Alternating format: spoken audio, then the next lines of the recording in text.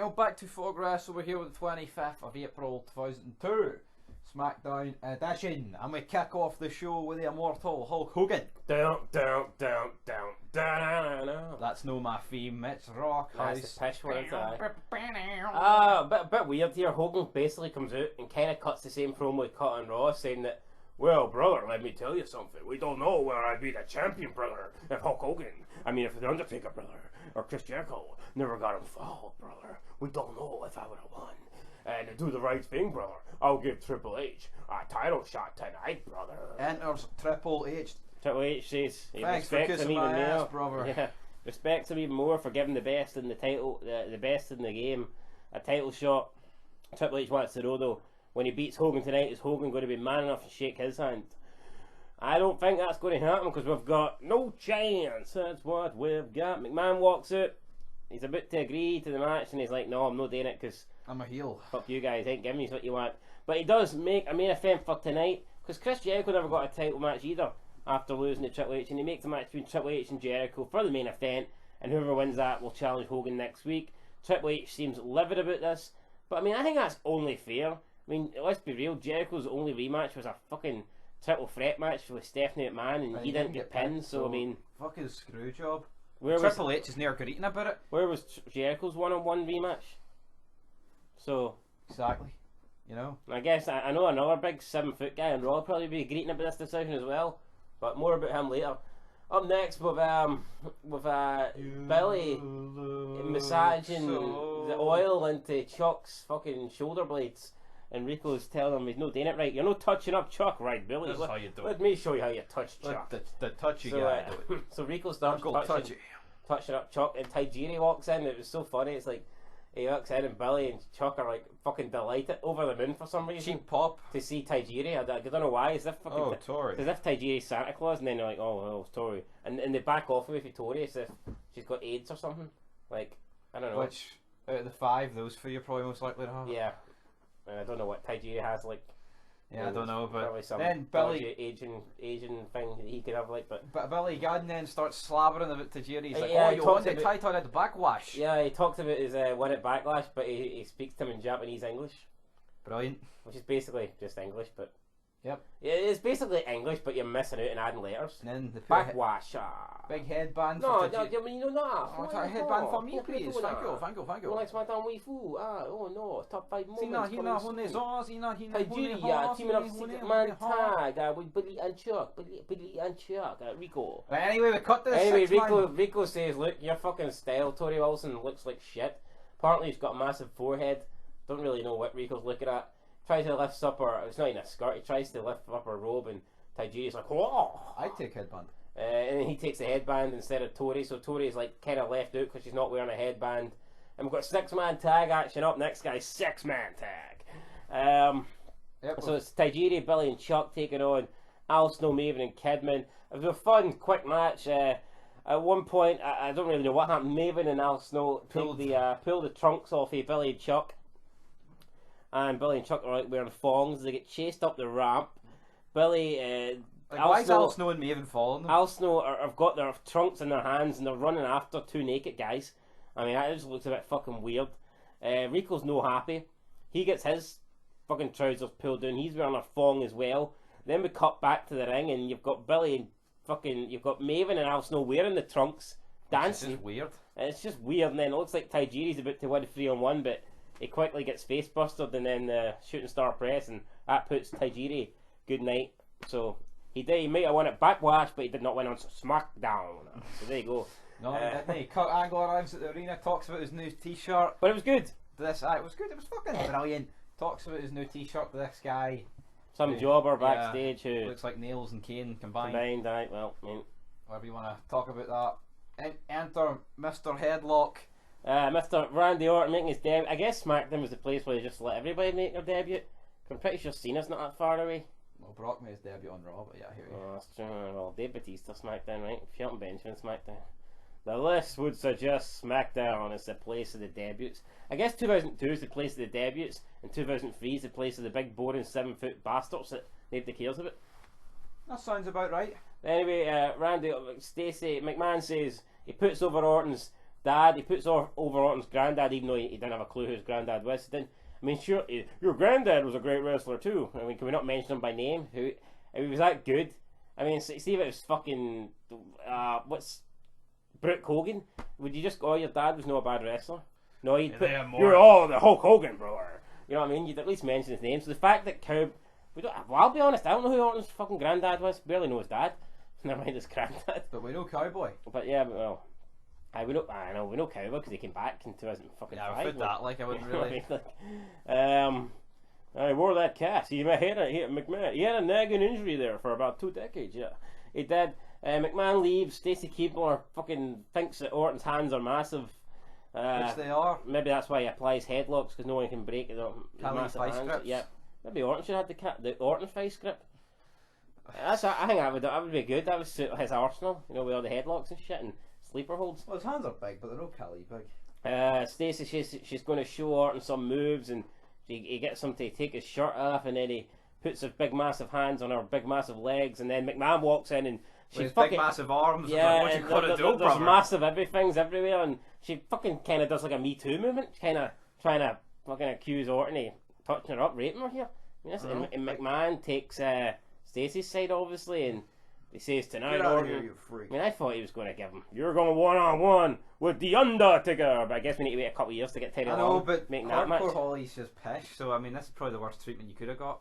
Yeah, but like I get. I mean, it was almost as if hey, Hardcore Holly's a bully, but we're not supposed to tell you that. But hey, it was kind of like an inside joke. Yeah, it was like an inside joke, but he was telling it on SmackDown. Yep. But here, anyway, tonight we're getting Hardcore Holly versus Randy Orton. Next a boring bastard versus a guy that can be boring. So, I mean, not as bad as him. Well, nowhere near being real. Mark Henry's challenged by Christian and Test to bend the frying pan. No, this wasn't bad, right? But how do you go for cars see, after a week where a guy's been lifting up a car and he's been holding the car back with the accelerator being pulled in, big limo. I mean, bending a frying pan just doesn't really seem to, do much in comparison to the other stuff. And what's he going to go to next week? But he bends it, and then Test is like, well, I bet you can't bend this steel rod, bro. He bends that as well, and Christian smacks him in the back with the frying pan. Seen that coming. I mean, not bad segment. I thought it was going to be Test doing it like that. I guess they've got about 10 jobbers here that they need. What would you even call these guys? Like, are Farouk and Henry not going to, like, is it, like, are they not pissed off the fact they've been attacked, like, each time this has happened? Yeah, like, see, next week, is Henry not going to be like, yo, I ain't doing some strongest thing, I'm just going to kill you, sir? The thing I'm going to bend this week's Test is fucking neck eyebrows. What's that all about? I don't know, but yeah, I mean, it was alright. An alright segment. Then we get Hardcore Holly versus Randy Orton in a match that was not alright. It was. Well, see to be fair, Orton wasn't slow paced here, but Hardcore Holly was. Yeah, Orton. Thankfully, Orton wins. Holly's trying to do octopus stretches and everything. I mean, how can in a 4-minute match? How can you go for sleeper holds? Oh. I mean, it's a sleeper hold, not something that you would do to allow the babyface to make a comeback. Yep. I mean, in a 4-minute match, you shouldn't be. I don't know. I'm just glad Orton won.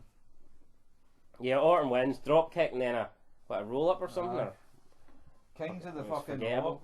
Kurt Angle backstage, he's getting ready to unveil his new shirt. You see Edge sneaking in the background, and Kurt Angle's like, "Oh, I need you and all those wee tiny Asian guys to be at ringside to snap the photos of my new T-shirt." He says it's only going to be available in XXL though, so it won't fit the Asians. It's going to be too big for them. Again, so does this mean Kurt Angle's racist here? Could he's basically stereotyping that Asians are small?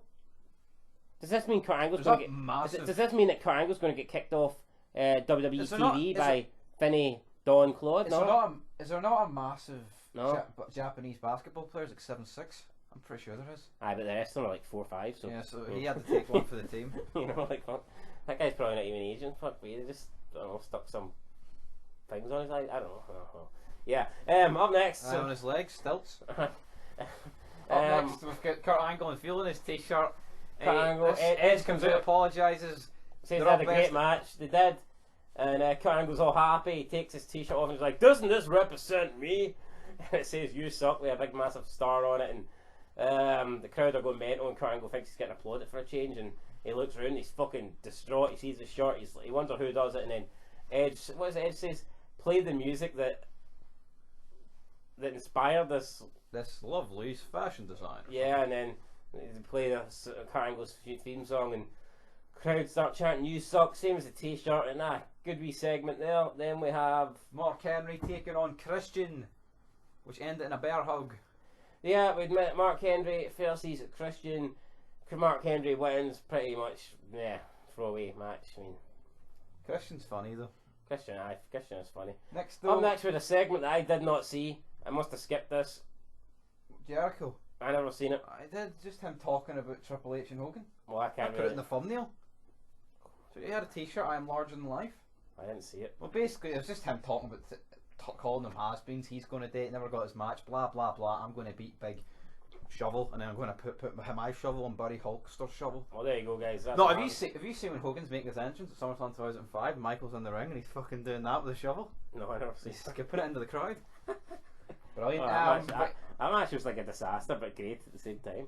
Then with Rikishi and Edge taking on fucking Albert and Kurt. Why not a handicap match? I think Albert wins. He does. He wins with the Albert choke bomb on Rikishi, but Edge comes in at the end and makes a save or whatever. But this match,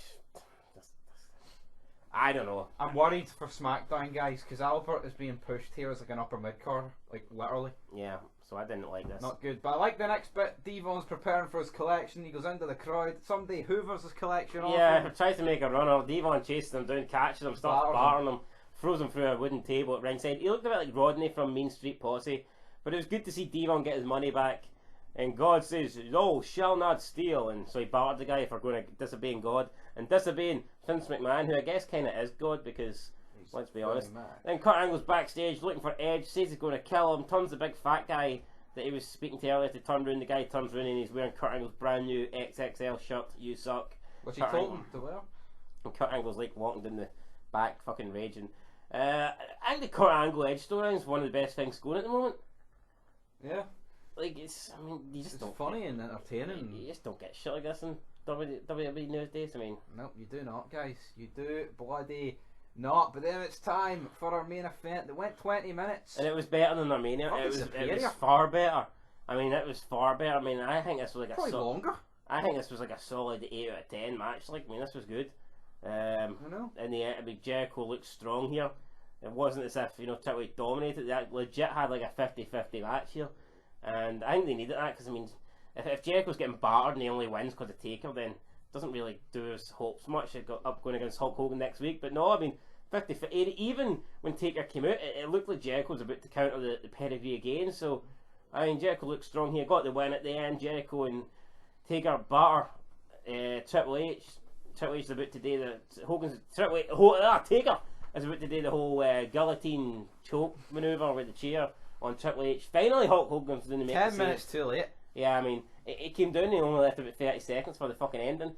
He starts beating up Taker, clotheslines Taker to the outside. Taker falls over into It's literally as if he was arguing backstage with McMahon in the gorilla position. Like, I'm not going down there, brother. I don't want to help out that big no son of a bitch.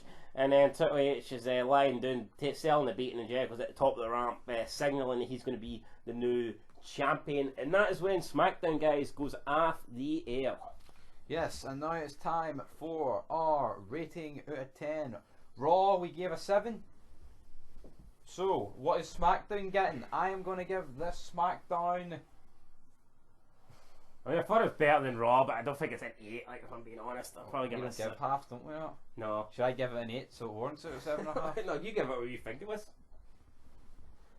I feel like... I like the brilliant show. I will give it an 8. I'm giving it an 8, so at least 7.5 then.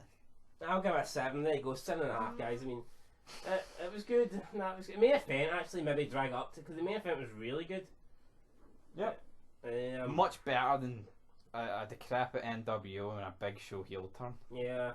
So I like the 6-man tag. I like the Billy and Chuck thing. Like, put it this way, I wouldn't say there's anyone carrying SmackDown, while on Raw it really does feel like the Austin show. With like Sean Stasiak and Regal being behind him, yeah. which shouldn't be happening. No. And on that note, check out the top 5 moments. But until then, peace.